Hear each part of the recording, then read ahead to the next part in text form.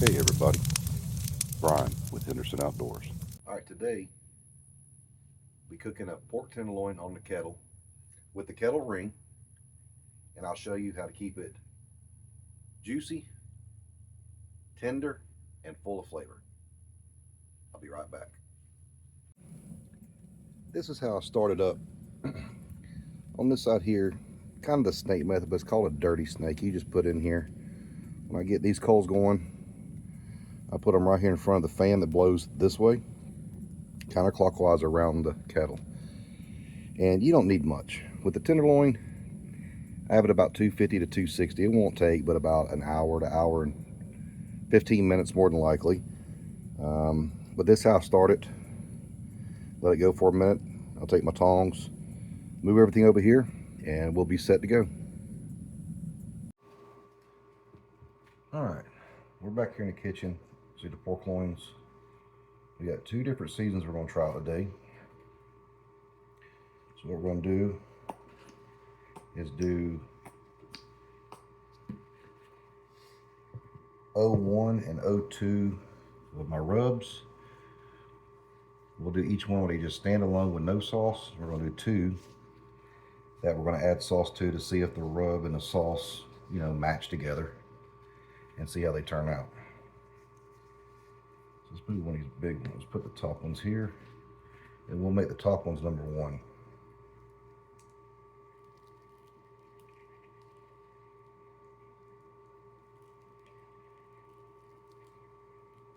That rub looks good. It's on there now. Smells good.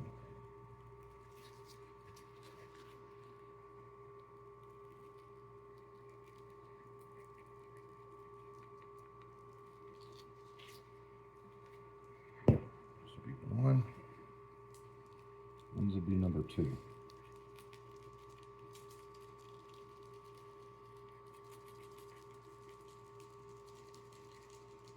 One has a little bit more spice. This one has a little bit more sugar, a little sweeter. Both of them taste good, but just trying to get the one I like the best out of it.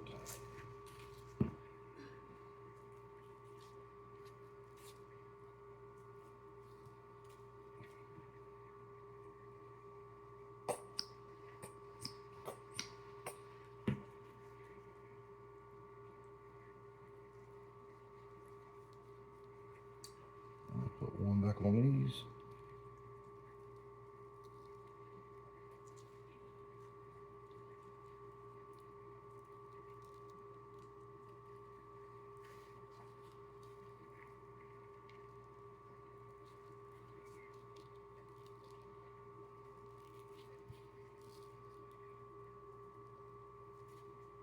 It's got season there. Should be good. The same thing with these.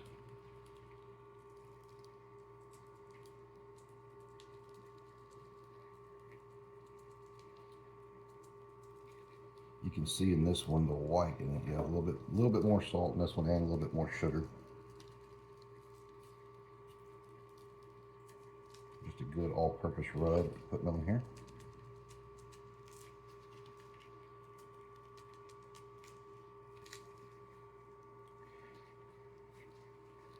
Get these out on the grill. Get these started. It shouldn't take these long at all. All right, we got the Weber up to temp. We'll go ahead and put on these loins now, and this should only take them roughly about, I'd say 45 minutes. They're pretty small. Cut them in half. Like I said, doing two rubs, two of them, sauce them up. You see how the sauce works out with the rub if it can stand alone, and we'll go from there.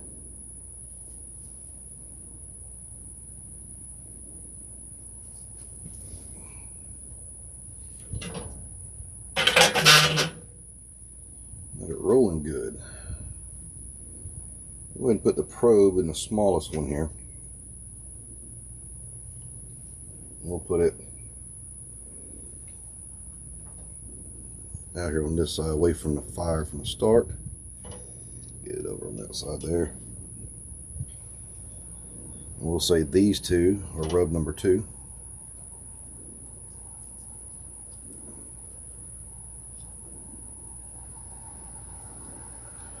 Hear that fan kick on. This right here is the rub number 1. And this is the biggest one, it looks like, thickest anyways at the end. Put it right there, we'll see what we got going on. Like I said, he shouldn't take long to do. And we'll get these things going. And we'll check back in about 20 minutes, 30 minutes.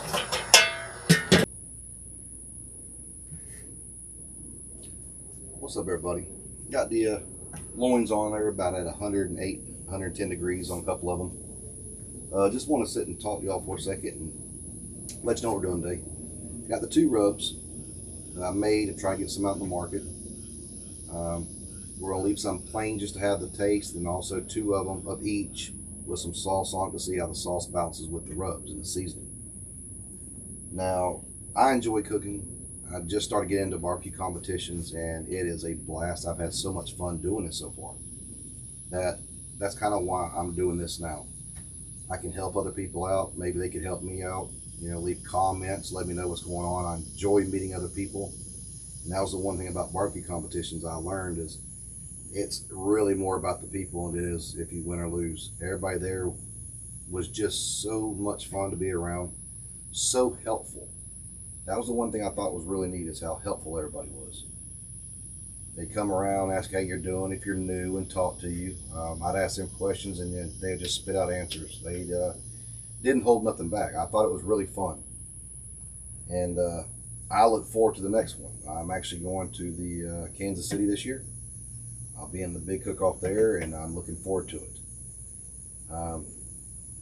Obviously got the Weber with the ring, the automatic ring there that blows out air and keeps a perfect temperature. It really works well. Sitting at 255. That thing fluctuates a little bit, but I'm not worried about that because I'm going with internal temperature. I don't really care about the if it jumps up 10, 15 degrees or down 10, I could care less. Just chasing temperature, internal temperature. Got a drum smoker, and I got another smoker called a smoke slinger. That one is fun to cook on. I enjoy that one a lot. Done some whole hogs, and looking forward to doing a lot more. I got actually 2 more whole hogs I'm doing for people here shortly, and I'm gonna bring the cameras along, record it, and show y'all how I do that. The hogs I do, they turn out very, very good. That is one thing I do well as a whole hog, and I look forward to sharing that with y'all. Now, I'm going to start practicing a lot for cooking competitions because our first one we went to was in Darlington, South Carolina, a KCBS event, and we got humbled very, very quickly.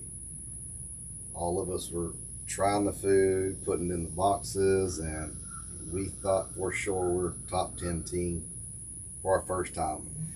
Now, I don't know who in the heck we think we are, but we are not who we thought we were. It was fun though. I enjoyed every bit of it, but the food we cooked was amazing. It was good for backyard and it's awesome, but cooking for competition, that's a whole different beast where the plating, color, taste, I get all of it, but for backyard it's great, but cooking for competition is so much different. That's something I've never done, so I'm getting into it and I enjoy it. But even at home now, I'll cook stuff and I'm gonna record it, and when I do it, I say, all right, this is for competition or this is just for backyard, because personally, I've tried other people's barbecue when it's in backyard. I love backyard cooking. I love how it tastes. The competition, same thing. I like how it tastes, but it's just too much sometimes. There's just that one bite that the judge needs, and sometimes just overpowering, and that's just something I've got to learn to balance with when I go there. But that's one thing we're going to learn together. We're going to do it together, and hopefully y'all learn something. Leave me some comments. Hopefully I learned something. Y'all can teach me something as well. And I'm going to be putting out a few videos a week, and I think it's going to be fun. I'm looking forward to it, and we'll check on these bad boys in a minute and see how they're coming along. It shouldn't be much longer now. All right, let's check back in on these right now.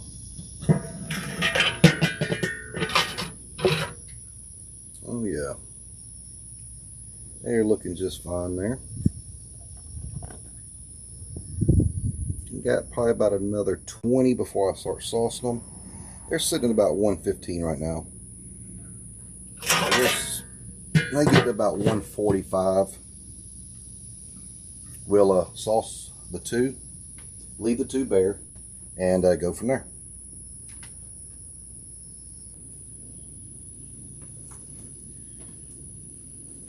All right, let's check the internal temperature of these right now. See where we're at.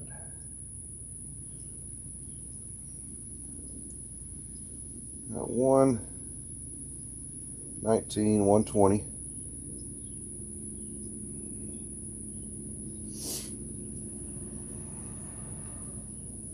$124, which that was a little smaller, figured it would be. 126, 127. This one here is about 130-ish. Should be somewhere close to that. A little bit more time before we put the sauce on them. All right. I just took a peek and turned them. Got my sauce ready. They're right, all of them are close to 130. So remember, these two here have one seasoning. These two here have a different seasoning. So I'm gonna go with the bigger ones and put the sauce on those. Say sauce, it's more like a glaze. It is a vinegar based sauce that I make.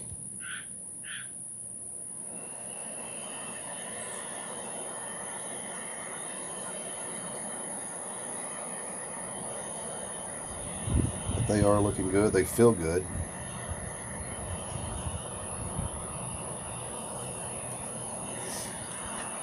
We'll let them do their thing, and we'll check back in. It's been about an hour total on the cook so far. So with that hour, we've got those on there up. I just bumped that up to 300 just a few minutes ago when I turned them over to get it going up. They should be no longer about 10 to 15 minutes. They'll be ready, and then I'll meet y'all inside when I get them off, and we'll try them out. All right, got these off the grill. This is the one with sauce number one. I mean seasoning 1 and seasoning 2. So let's cut in these and see how these taste here.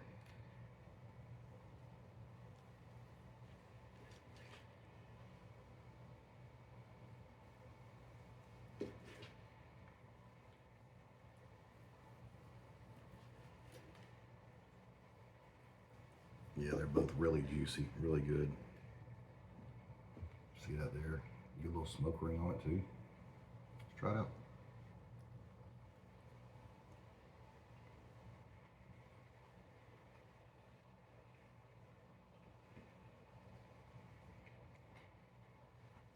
One's got more of the pepper in the season. That one's really good. You can taste it through there.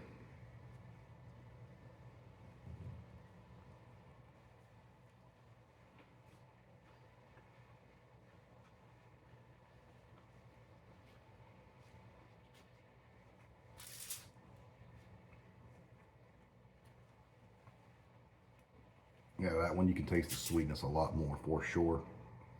Not too much, and the heat's still there on the back end of it, which is a good thing. But you can definitely tell. Let's get into these here. Try these out here with the sauce on them. Let's take off a little end here.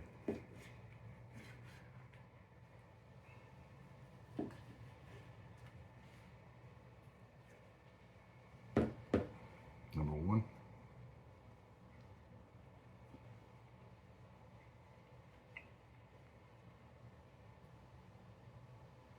Yeah, that's money there. That's really good. And also number two, said sweeter, but also added more salt to it because it really needed it.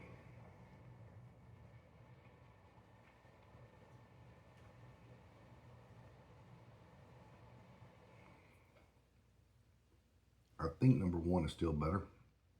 When you taste the rub by itself, it has a real earthy taste to it, but when it's cooked, really mellows it out. It's very good. Well, I'm gonna get on this though. We'll see y'all next time.